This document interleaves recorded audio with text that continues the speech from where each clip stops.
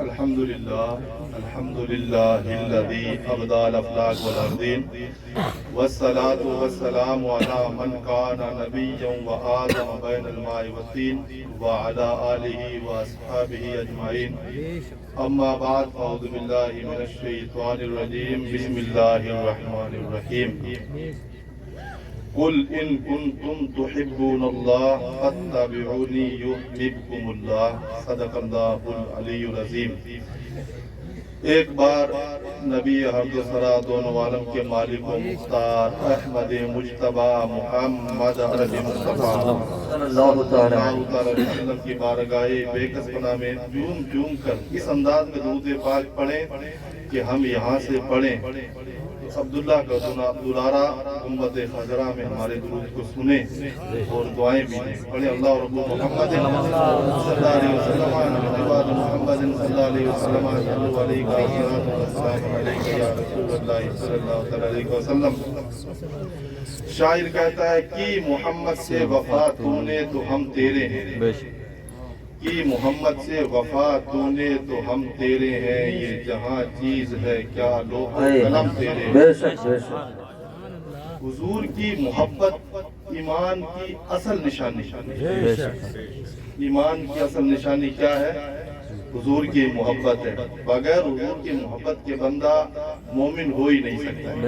یہ لکھ لینا اپنے دل پہ، اپنے قلم سے لکھ لینا، محبت کے قلم سے، کہ محمد مصطفیٰ کی محبت یہ اصل ایمان یہی ہے، اس کے علاوہ کچھ نہیں۔ آج ہم آئے ہیں مرحومہ اماں کی اصالِ صاحب کی فاتحہ میں حاضر آئے ہیں، تو مقصد یہی ہونا چاہیے کہ بس رب راضی ہو جائے اور اس کا حبیب راضی ہو جائے۔ اگر یہ مقصد ہوا تو ہمارا بیڑا بھی پار ہو جائے گا اور ہمارا بھی کام ہو جائے گا اور رب بھی خوش ہو جائے گا، اور جب رب خوش ہو جائے گا تو پھر ہمارا بھی کام ہو جائے گا اور ہمارے اعمال کا بھی کام ہو جائے گا۔ یہ چیز ہمیشہ آج ہم جس مقصد اور جس دہانے پہ کھڑے ہیں، حالانکہ حضور صلی اللہ علیہ وسلم نے آج سے 1400 سال پہلے بھی فرمایا تھا۔ حضور نے فرمایا تھا کہ ایک وقت وہ آ جائے گا کہ میری قوم راہ ہدایت سے بھٹک جائے گی، میری امت راہ ہدایت سے بھٹک جائے گی۔ اے میرے صحابہ، حضور کے صحابہ بھی موجود تھے مسجد نبوی کے اندر، بخاری شریف کی حدیث ہے، اور حضور کی اولاد حسنین کریمین بھی موجود تھے۔ حضور نے فرمایا تھا میرے صحابہ اس وقت اگر لوگوں نے میرا اور میرے صحابہ کا، اہل بیت کا دامن اگر مضبوطی سے تھامے رکھا تو کامیاب ہو جائیں گے، اور اگر اس کو چھوڑ دیا تو پھر بھٹک جائیں گے، دنیا بھی ان کے کام کی نہیں اور آخرت بھی ان کے کام کی نہیں۔ اب اندازہ ہمیں لگانا ہے۔ ایک چیز میں بتا دوں کہ جن کا بیان سننا ہے مولانا عبدالستار صاحب فیضانی، وہ تشریف لا چکے ہیں، انشاءاللہ وہ بھی آئیں گے۔ اس سے چند منٹ پہلے میں حاضر ہوا ہوں، تو 2-3 باتیں بتاؤں گا، غور سے سننا اور اس پر عمل کرنے کی کوشش کرنا۔ کہیں آیا کریں نا تو کچھ لے کے جایا کریں۔ حضور کی حدیث پاک ہے، حضور نے فرمایا کہ صحابہ جب تم جنت کے قریب سے گزرا کرو نا، اس کے میوے چک کھا کے روانہ ہو جایا کرو۔ صحابہ نے فرمایا یا رسول اللہ صلی اللہ علیہ وسلم جنت کے باغ کون سے ہیں؟ حضور نے فرمایا ذکر اللہ، اللہ کا ذکر، اللہ کا ذکر ہے، اور اس میں سے جب گزرا کرو تو تھوڑے شامل ہو جایا کرو۔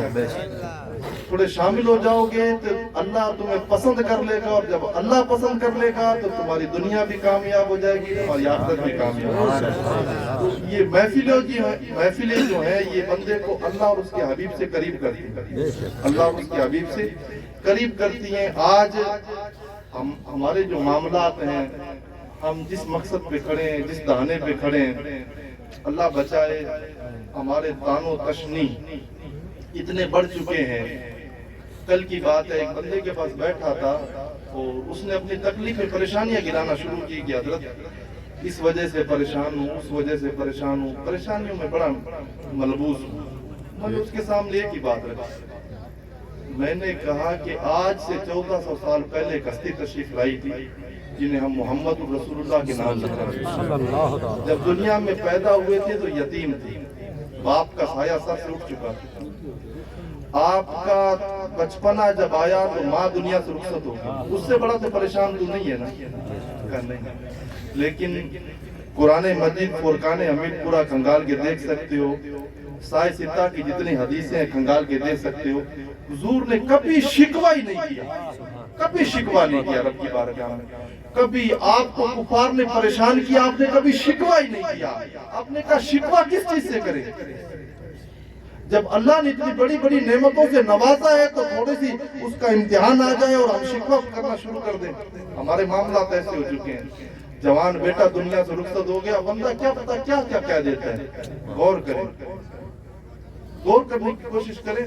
ذرا سا بخار آیا, بندہ کہہ دیتا ہے کہ یار میرے اوپر جو پریشانیوں نے نڈال کر رکھا ہے. لیکن کوئی انسان غور کر, تو نے رب کی بارگاہ میں پیشانی جھکائی کب ہے؟ وہ تو کہتا ہے بار بار قرآن مجید فرقان حمید کے اندر پکار کے کہتا ہے یا ایھا الانسان ما غرک بربک الکریم. اے بندے تو میرا ہے نا, آ جا, تیرا رب بڑا کریم ہے.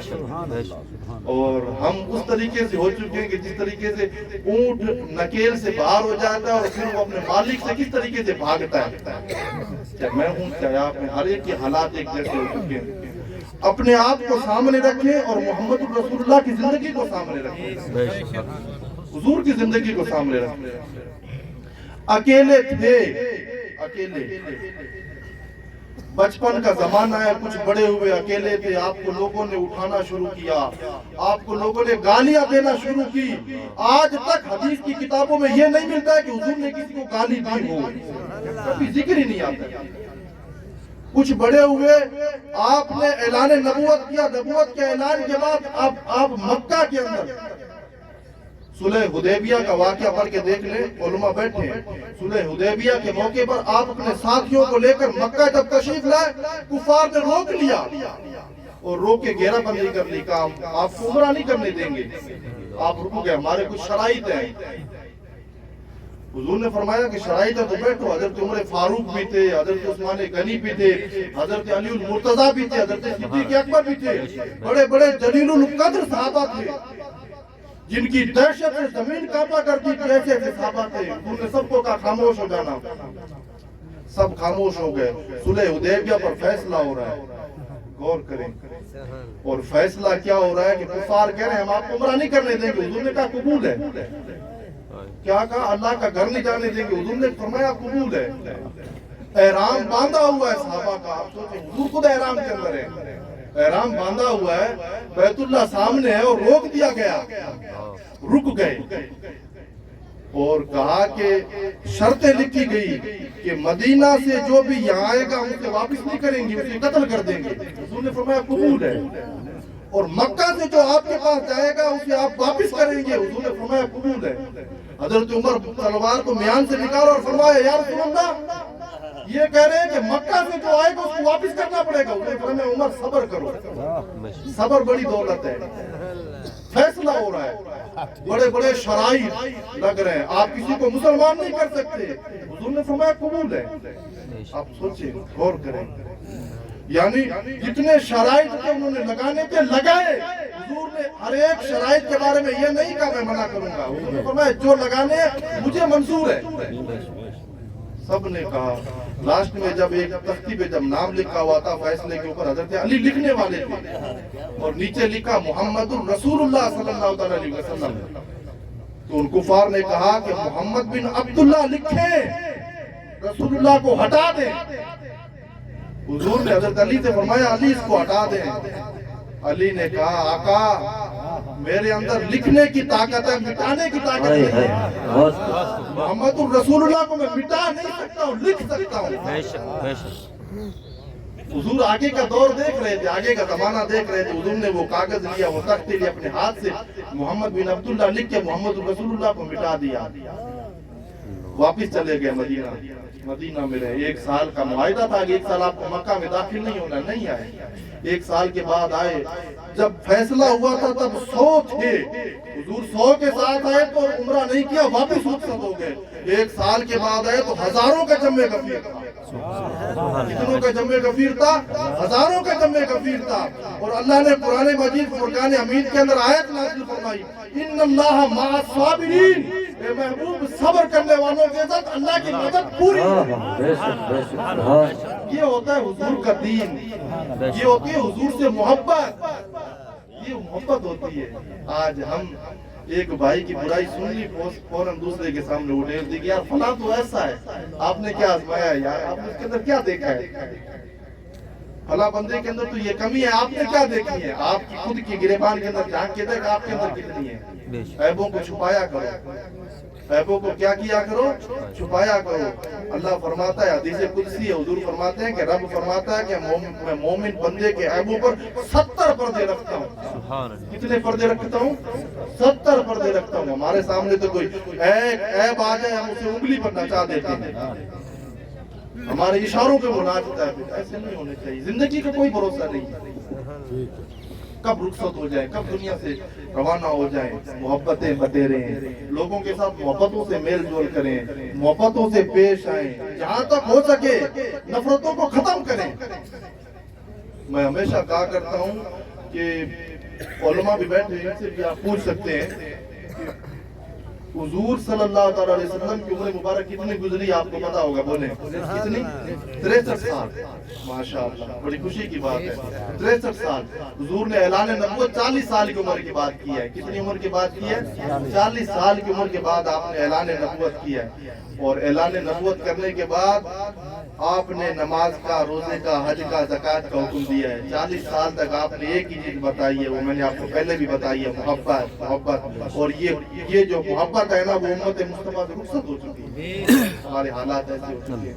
कुरान पढ़ा करो, जहाँ तक हो सके कुरान पढ़ा करो, अपने बच्चों को पढ़ाया करो, जहाँ तक हो सके नमाज पढ़ा करो, पाक रहा करो। ये मेन चीजें, ईमान की ये निशानी है, पाक रहा करो, जहाँ तक हो सके बावजूद रहा करो। जिंदगी का क्या पता किस मोड़ पे रुखसत हो जाए, कोई पता नहीं है।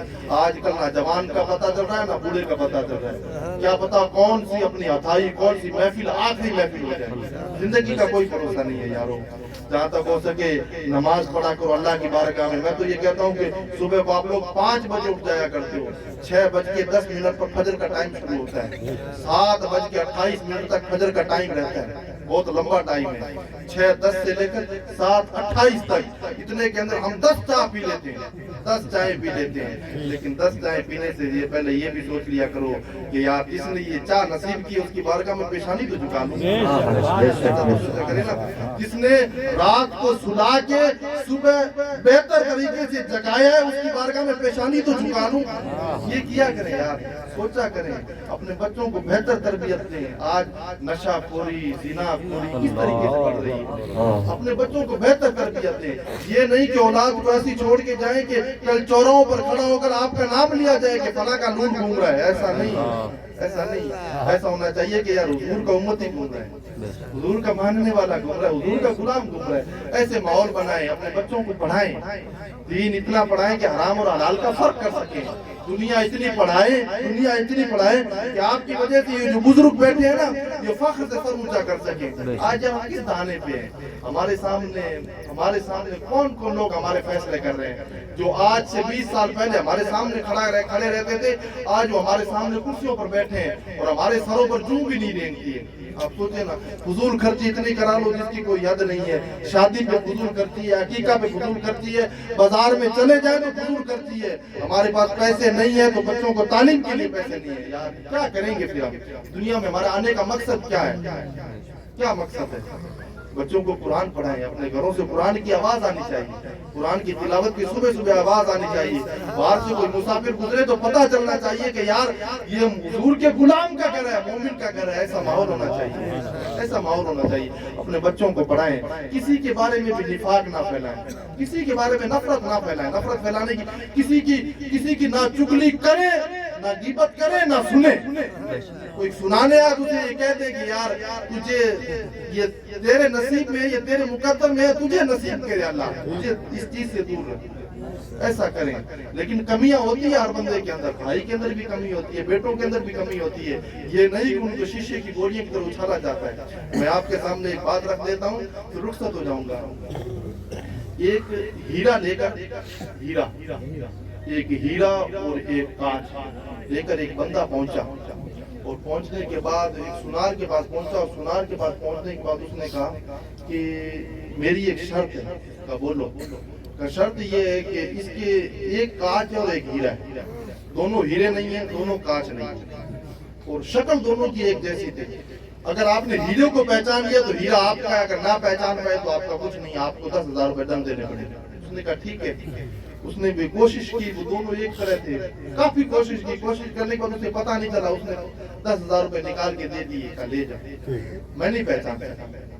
یہ کسی اندھے کے پاس آیا, آپ نے بھی شاید سنا ہوگا یا دیکھا ہوگا. اندھے کے پاس آیا اور اس کو کہا کہ یہ ایک ہیرا ہے اور ایک شیشہ ہے, پہچان لو. اس نے کہا مجھے پہچان لو. کہا ایک شرط ہے میری. کا کیا؟ کہ 10,000 روپے آپ کو دینے پڑے گا, نہ پہچان سکا تو. کہا پہلے دے سکتے. اس نے 10,000 روپے دیے. وہ اس ہیرے کو, اس شیشے کانچ کو باہر لے کے دھوپ میں کھڑا ہو گیا. کچھ دیر کے اندر وہ ہیرا ٹھنڈا کا ٹھنڈا رہ گیا, اور وہ کانچ تھا وہ شیشوں کی سونگ سے گرم ہو گیا. اس نے کانچ کو واپس دے دیا.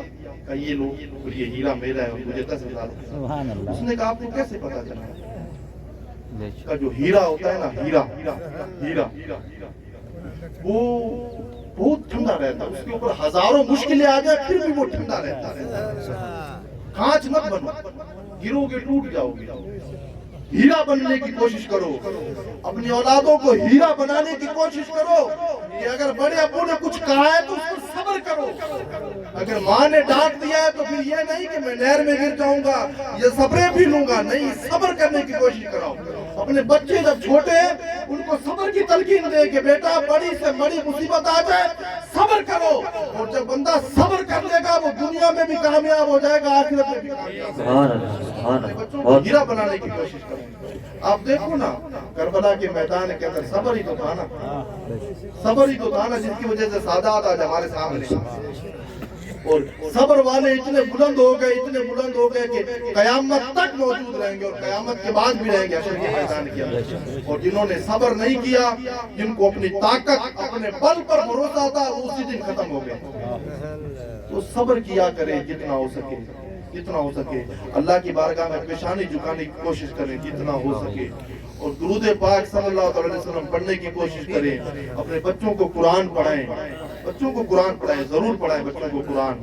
دین پڑھائیں اتنا کہ حرام اور حلال کا فرق کر سکیں, اور دنیا اتنی پڑھائیں کہ آپ کی وجہ سے قوم مسلم کے فیصلے بہتر ہو سکے. ایسے کام کریں یار. کیا زندگی تو ایسے گزرنی ہے یارو, ایسے گزرنی ہے. آج آپ کی غیبت, کل میری غیبت, پرسوں آپ کی, پرسوں اس کی, ایسے غیبت کرتے کرتے مر جائیں گے یار. کیا لے کے جائیں گے ساتھ میں, کیا لے کے جائیں گے؟ قبر ہوگی وہ بھی دوسری کھود کے دوسرے ہی کھودیں گے, کفن ہوگا وہ بھی دوسرے خریداری کر کے لائیں گے. ہم لے کے کیا جائیں گے؟ اگر ساتھ لے کے جانا ہے تو محمد مصطفیٰ کی محبت لے کے جاؤ, حضور کے دین کی چاشنی لے کے جاؤ, اللہ کا خوف لے کے جاؤ, یہ ساتھ لے کے جاؤ. اس کے علاوہ کچھ نہیں ہے. سارا یہاں کا یہاں رہ جائے گا. یہ میں بھی یہاں, یہ تو بھی یہاں, یہ انا بھی یہاں, یہ فنا بھی یہاں, یہ سب کچھ یہاں رہ جائے گا. بس حضور کی محبت رہ جائے گی. باقی رہنے والی چیز ہے تو حضور کی محبت ہے. اور اگر حضور کی محبت اگر کھڑے اتر گیا حضور کی محبت میں, تو پھر حشر کے میدان کے اندر اور قبر کے اندر ودوا چارہ ہم سے گھومے گا نہیں. حضور فرشتوں سے فرما دے گا, اے فرشتوں اس کو مت ہلاؤ, یہ تو میرا غلام ہے, یہ تو میرا ماننے والا ہے. جب اس نے دنیا میں مجھے نہیں ڈھونڈا تو اب پریشانی کے وقت اسے میں بھی نہیں ڈھونڈوں. ایسا بن کے جائیں, ایسے معاملات کر کے جائیں. اپنے ماں باپ کی خدمت کریں, اپنے ماں باپ کے ساتھ بہتر سلوک کریں, اس نے اخلاق سے پیش آئیں. اپنے ماں باپ کے ساتھ, بڑوں کے ساتھ اس نے اخلاق سے پیش آئیں. لوگوں کے اندر دینداری لانے کی کوشش کریں جہاں تک ہو سکے. اپنا ایک عہد کریں, ایک ہے کہ میں اپنے آپ کو سدھاروں, کسی دوسرے کا ٹھیکہ ہی نہ کریں. کسی دوسرے کا نہ لے کے یار 10 بندوں کو سدھار دوں گا, 15 کو سدھار دوں گا, 20 کو نہیں. اپنے آپ جہاں تک ہو سکے گا میں اپنے آپ کو حضور کے طریقے پر کرنے کی کوشش کروں گا، حضور کے دین کے طریقے پر اپنے آپ کو. جب بندے نے اپنے نفس کو کنٹرول کر لیا اور اپنے آپ کو سدھارنے کی کوشش کر لی نا تو میں یہ کہتا ہوں کہ امت مصطفیٰ سدھر جائے گی. اس دن سے دین پر چلنے کی ہمیں محسوس ہو جائے گا کہ آج ماشاءاللہ حضور کے غلام جاگ چکے. جس طریقے سے اب 2010 کے بعد ہم قوم مسلم کے اوپر پریشانی آنے لگی ہے تو ہم لوگوں نے اسکولوں کا رخ کیا ہے نا، اسکولوں کا رخ ہم نے کیا ہے. اسی طریقے سے اب حضور سے محبت کا بھی رخ کریں، لگاؤ کا بھی رخ کریں. حضور کا کھانے کا طریقہ کیا تھا، حضور کے پینے کا طریقہ کیا تھا، حضور کے گفتگو کرنے کا طریقہ کیا تھا. حضور چھوٹے سے ملتے تھے تو بھی سلام کیا کرتے تھے، حضور بڑے سے ملتے تھے تو بھی سلام کیا کرتے تھے. آپ سوچیں آج تو معاملات کیا ہیں. میں ایک جگہ حضرت موجود تھا تو وہاں کیا ہوا کہ مسجد کے اندر ایک بزرگ نے ایک نوجوان کو دیکھا، ہاف ٹی شرٹ پہنی ہوئی تھی اور اس سے ڈانٹنے لگے، کہنے لگے تیری نماز نہیں ہوگی یار، یہ کیا کپڑے پہن کے آئے. تو میں بھی کھڑا تھا پاس میں، شہر کا معاملہ ہے. تو میں نے کہا کیا بات ہے؟ حضرت اس کو بتاؤ اس کی نماز نہیں ہوگی. میں نے کہا نماز تو ہو جائے گی. میں نے کہا اس کو مسجد کے اندر داخل تو ہونے دو. آیا ہے ایک بار، آیا ہے دیکھے گا، پھر معاملات ماحول بدلے گا. پہلے نماز پڑھے گا، ایک پڑھے گا، دو پڑھے گا. آپ ٹی شرٹ میں رہا ہے ہمیشہ اور جب مسجد کے اندر آئے گا دیکھے گا کہ یار سب کے بازو ہے تو میں بھی بازو والی پہن کے آؤں. تو دین بہت آسان ہے. کہنے کا مطلب یہ ہے کہ دین کے اندر کوئی مشکل نہیں ہے. دین کو اگر مشکل بنا رکھا ہے تو وہ ہم لوگوں نے بنا رکھا ہے، کسی اور نے نہیں بنا رکھا. کسی اور نے. دین تو بہت آسان ہے. تمام جو دنیا کے اندر مذاہب ہے، تمام مذہبوں میں سب سے آسان سہل جو دین ہے وہ دین محمدی ہے، حضور کا دین ہے. سب سے آسان جو دین ہے وہ حضور کا دین ہے. نماز پڑھنا ہے، پاک رہنا ہے، یہ ضروری ہے. پاک رہنا ضروری ہے. پاک رہنا سب سے بڑی چیز ہے. نماز پڑھنی ہے، اپنے ماں باپ کی خدمت کرنی ہے، اور کیا کرنا ہے، اپنے بچوں کی پرورش کرنی ہے. بچوں کی پرورش، ماں باپ کی خدمت، یہ بھی عبادت ہے. اور ایک نماز کے اندر کتنا وقت لگتا ہے؟ کھینچ کے 10 منٹ لگتے ہیں. نمازیں پڑھا کرو یار. نماز کے علاوہ کوئی گزارا نہیں ہے. اگر نماز نہیں پڑھیں گے اور مر گئے تو پھر آپ کو دیکھ لو نا، اس کا عذاب بہت برا عذاب ہے. آپ کو آپ کے امام صاحب ہمیشہ بتاتے ہیں. تو ماشاءاللہ سلجھا ہوا امام ملا تو بہت بڑی بات ہے. تو ہمیشہ نماز پڑھا کریں، بڑی خوشی کی بات ہے. اور سب سے بڑی خوشی کی بات یہ ہے کہ جب سے آج 30واں سال ہے اس کے بعد سے دیکھا ہے کہ چھترگڑھ یہاں سے کتنا کلومیٹر، لگ بھگ 26-27 کلومیٹر ہے. یہاں سے لگ بھگ 35 سے 40 بچے آج 30واں سال ہے یہاں سے جاتے ہیں، قرآن پڑھتے ہیں. قرآن کا سن کے دیکھا کرو. یہ بچے بیٹھے ہیں چھوٹے چھوٹے قرآن پڑھتے ہیں، ان کا قرآن سن کے دیکھا کرو. ان کو چاش نہیں مل جاتی ہے. تو کہنے کا مطلب یہ ہے کہ جن کے بچے جاتے ہیں پڑھنے کے لیے، چاہے یہاں پڑھ رہے ہو چاہے کسی ادارے کے اندر پڑھ رہے ہو، جب وہ گھر آئے تو بزرگ مائیں ان کے پاس بیٹھ کر قرآن سنا کریں. قرآن سنا کریں. کم سے کم قرآن کو پڑھنا بھی عبادت ہے اور قرآن کو سننا بھی عبادت ہے. یہ اللہ کا کلام ہے، اس کو سننا بھی عبادت ہے. سنا کریں. اللہ رب العزت کی بارگاہ میں دعا ہے کہ مولا تبارک و تعالیٰ جو میں نے بہتر الفاظ بولے اس کو سب سے پہلے مجھے عمل کرنے کی توفیق رفیق عطا فرمائے. پھر آپ اور حضرات کو توفیق رفیق عطا فرمائے. السلام علیکم ورحمۃ اللہ.